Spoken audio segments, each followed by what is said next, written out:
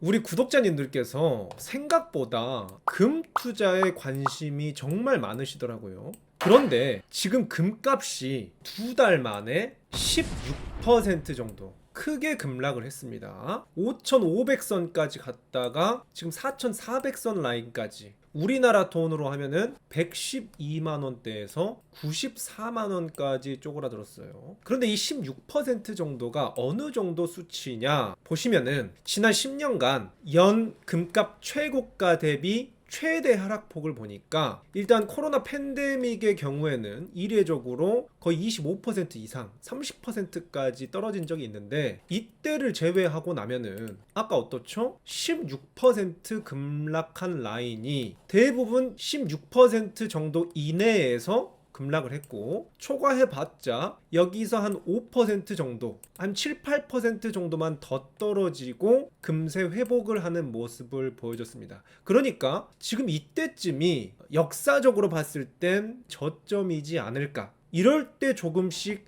야금야금 분할 매수를 사보는 게 좋지 않을까 하는 오늘의 금값 첫 번째 반등 신호는 바로 금값 최고가 대비 하락폭이었고요. 이어서 오늘 금값 반등 3가지 신호 중 2가지 설명드리고요. 그 다음으로 유의사항, 이 마음 편한 투자자 김잔잔의 입장에서 금 투자 전에 유의사항 말씀드리고, 마지막으로 지금 이 상황에서 그럼 어떻게 매수하는 것이 좋을지 매수 전략 3가지까지 말씀드리도록 하겠습니다.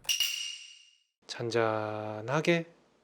먼저 첫 번째 금값 반등 신호는 소개해드렸고요. 두 번째 반등 신호는 다음과 같습니다. 최근에 왜 저렇게 금값이 떨어졌냐, 그 이유를 알게 되면은 앞으로 반등할 근거도 찾을 수 있게 되겠죠. 최근 금값이 급격하게 하락한 원인은 물론 전쟁의 원인도 있지만, 그 전쟁으로 인해서 금리 인상 시그널이 나왔다는 것입니다. 3월 20일에 미국 등 주요국 유가 인상 대비해 금리 인상을 검토하고 있다라는 소식이 나왔죠. 이렇게 금리가 인상하게 되면, 즉 은행에서 주는 이자율 자체가 인상하게 되면은 금뿐만이 아니라 주식, 코인까지 자산이란 자산은 모두 가격이 빠지게 됩니다. 지금 그래서 실제로 주식이든 금이든 비트코인이든 다 가격이 빠지고 있죠. 은행에서는 안정적으로 이자를 따박따박 주는데 그 이자율을 높여준다? 당연히 이런 변동성이 있는 자산들은 가격이 떨어질 수밖에 없습니다. 그래서 각국 중앙은행에서 금리 인상 시그널을 보내면서 금값이 하락을 했는데, 솔직히 생각해보면은 실제로 올린 것도 아니고 올릴 수도 있다라는 일시적 시그널일 뿐이었고요. 무엇보다 오늘 3월 31일 기준에 어젯밤 새벽에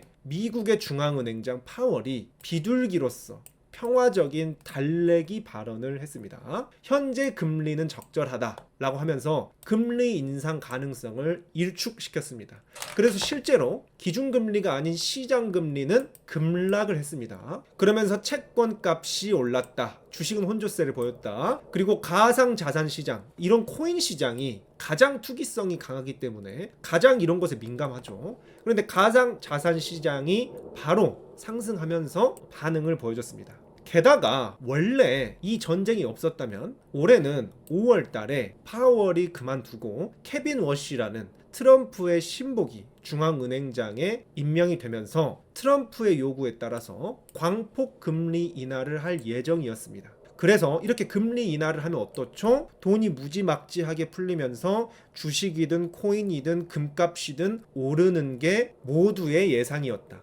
그런데 지금 이란 전쟁으로 살짝 계획이 어긋나서 금값도 하락했는데, 그래서 오히려 세일 찬스가 아닐까 말씀드리고요. 실제로 2022년에 연준이 금리 인상을 쭉 했을 때 금값이 1년 내내 쭉 빠졌습니다. 그런데 금리 인상을 멈추고 그 이후에 동결하면서 금리 인하를 하니까 어떻게 됐죠? 이때는 보이지도 않을 만큼 폭풍 떡상하면서 최근까지 금값이 거의 2~3배 가까이 올랐습니다. 정리하자면은 금값의 가장 치명적인 금리가 최근에 이란 전쟁 때문에 오른다고 하면서 금값이 떨어졌었는데, 오늘자로 다시 파월이 달래주는 모습, 그리고 트럼프가 곧 있으면 전쟁을 끝난다고 안심시키는 모습, 앞으로 전쟁이 어떻게 전개될지는 아무도 모릅니다. 하지만 추세를 봤을 때 트럼프가 지금 상황에서 금리가 자꾸 높아지는 거를 용인하고 있진 않지 않을까 하는 것이 제 생각이고요. 마지막 세 번째 반등 신호는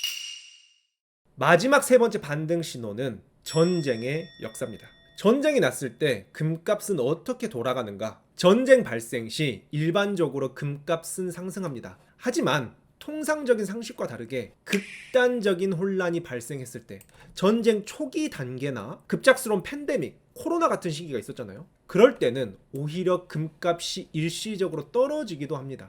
그리고 어디로 돈이 몰리냐? 이때는 주식, 금값, 채권 다 빠지고 최후의 안전자산, 달러, 이 현찰로 돈이 모이는 추세가 있었습니다. Cash is King이라고. 코로나 팬데믹 때도 마찬가지였습니다. 팬데믹이 나자마자 금값은 이렇게 떨어졌다가 이때 또 연준이 기준금리를 격하게 인하하고 돈이 풀리면서 금값이 다시 고공행진을 시작했죠. 그리고 지금과 동일하게 중동에서 전쟁이 났던 이라크 전쟁도 보면요, 전운이 고조될 때 이라크를 침공 한 해 만에 할 때는 금값이 상승했었습니다. 그런데 진짜로 미국이 이라크를 침공하니까 금값은 뚝뚝 떨어졌었습니다. 그리고 전쟁이 어느 정도 장기화되면서 이웃고 종결을 하니까 금값이 다시 우상향하기 시작하면서 이때 이후로 거대한 장기 우상향을 맞이했었는데요. 이때 당시에도 국제 유가도 급격하게 상승하고 지금과 비슷하죠. 그리고 전쟁 비용 때문에 미국에서 국채를 많이 찍어대면서 미국의 통화 가치 하락, 요런 게 발생하니까 인플레이션이 또 발생하면서 요렇게 전쟁이 끝나고도 오르는 모습을 보여줬습니다. 그런데 요번에 이란 전쟁도 뭔가 마찬가지예요. 올해 초에 이란에서 반정부 시위가 났을 때 트럼프가 개입을 한 해 만에 하면서 또 금값이 절정으로 치솟았다가 막상 트럼프가 폭격을 시작하니까 금값이 떨어졌습니다. 그 이후에 어떻게 될지, 이라크 전쟁처럼 된다면은 다시 여기서부터 오를 수가 있겠죠. 러시아 우크라이나 전쟁의 경우 전쟁이 시작되고 나니까 그때도 일단 금값이 계속해서 올랐습니다.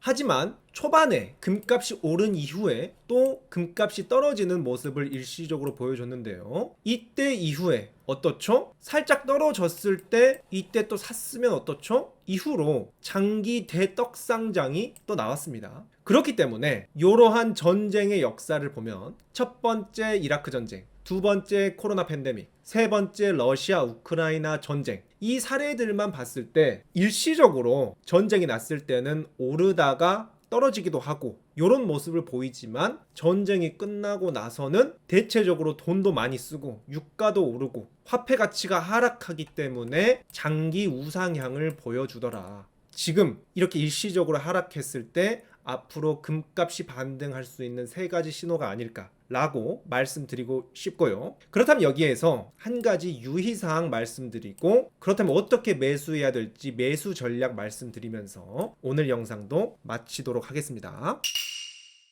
앞서 말한 내용들 들으니까 뭔가 반등할 것 같으면서도 여러 가지 요소가 있기 때문에 복잡해 보이시죠? 그런 감정 들었다면 너무 당연한 감정입니다. 그래서 저는 금 투자는 더욱 신중해야 된다고 생각합니다. 금 투자는 여러 변수들의 상호작용이 일어나기 때문에 어떤 확고한 기준점이 없어요.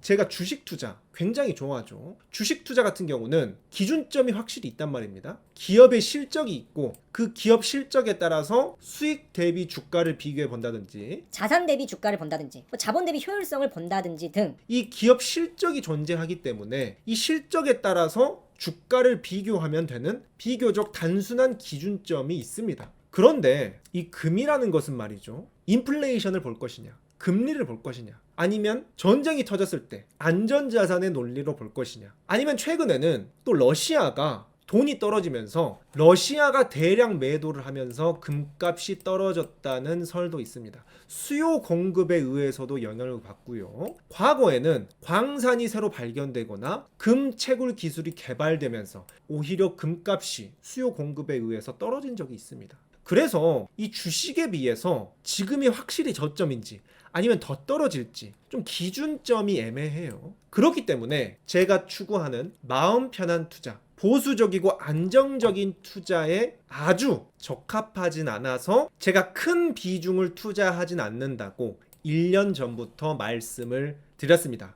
하지만 그럼에도 불구하고 투자에는 정답이 없기 때문에 많은 분들께서 취향으로 금을 좀 좋아하시죠. 이 취향 굉장히 중요합니다. 내가 좋아하는 자산을 믿고 투자해야지 장기 투자할 수 있기 때문이에요. 그리고 저도 금이 단기적으로는 등락이 있을지언정 장기적으로는 인플레이션을 따라서 우상향한다는 거 절대적으로 동의하고요. 특히 그래서 포트폴리오의 한 10% 정도는 안전자산으로 들고 가는 거 저도 여기엔 동의합니다. 그래서 개인적으로 금값은 주식보다 더 예측하기가 어렵다 라는 부분 제가 한 번 더 조심스레 유의사항으로 말씀드리면서 그렇다면 어떻게 매수하는 것이 좋을지 매수 전략 3가지 간략하게 살펴보면서 오늘 영상 마치도록 하겠습니다.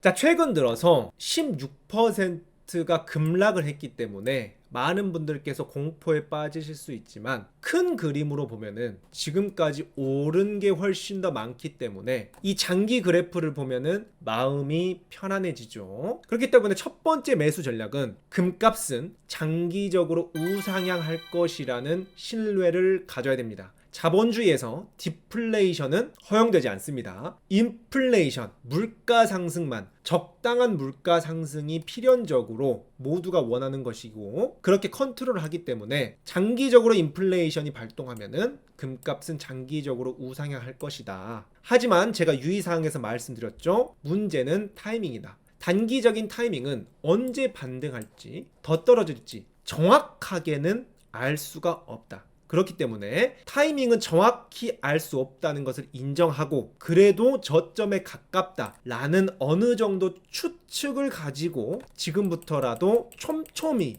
분할 매수를 해 나가는 것이 정신적으로 괜찮지 않을까라고 말씀드리고요. 마지막 3번째는 투자 심리에 관련한 건데요. 김치 프리미엄을 확인하는 겁니다. 우리나라가 다른 나라들에 비해서 투기성이 좀 짙다. 이런 이야기 들어보셨을 것 같아요. 별로 좋은 이야기는 아니지만 엄연한 현실이기 때문에 팩트만 말씀드리도록 하겠습니다. 우리나라가 투기성이 약간 짙기 때문에 금값에 웃돈, 프리미엄이 껴도 과도하게 꼈다가 인기가 식으면은 과도하게 다시 떨어지고 요런 양상이 보이는데 그것을 김치 프리미엄이라고 합니다. 그래서 최근에 금값이 급등을 할 때 김치 프리미엄이 엄청나게 많이 껴서 고생을 한 분들이 있을 거예요. 그래서 오히려 이럴 때는 워렌 버핏이 말했죠. 다른 사람들이 욕심을 부릴 때 두려워해야 된다. 이럴 때 사면 오히려 좀 위험합니다. 하지만 어떻죠? 다른 사람이 두려워할 때 욕심을 부려라. 그래서 요즘 분위기는 어떻냐? 요즘에는 김치 프리미엄이 아니라 오히려 역김치 프리미엄이 전쟁 이후로 나타나고 있습니다.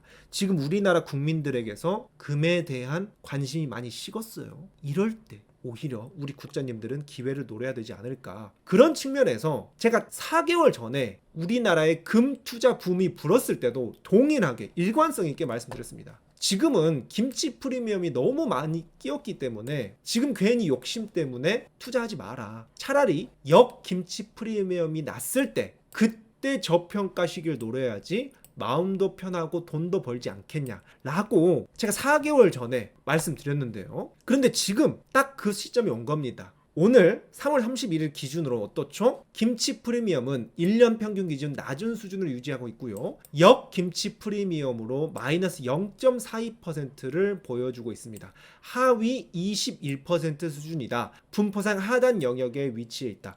요거 제가 실시간으로 볼 수 있는 김치 프리미엄 사이트는 고정 댓글에 남겨드리도록 하겠습니다. 게다가 요즘 금값에 대한 부정적인 뉴스들이 속출하고 있어요. 이럴 때 바로 워렌 버핏이 말한 다른 사람이 두려워할 때 욕심을 부릴 때가 아닌가라고 말씀드리면서 그래서 오늘 영상 정리하자면 이렇습니다.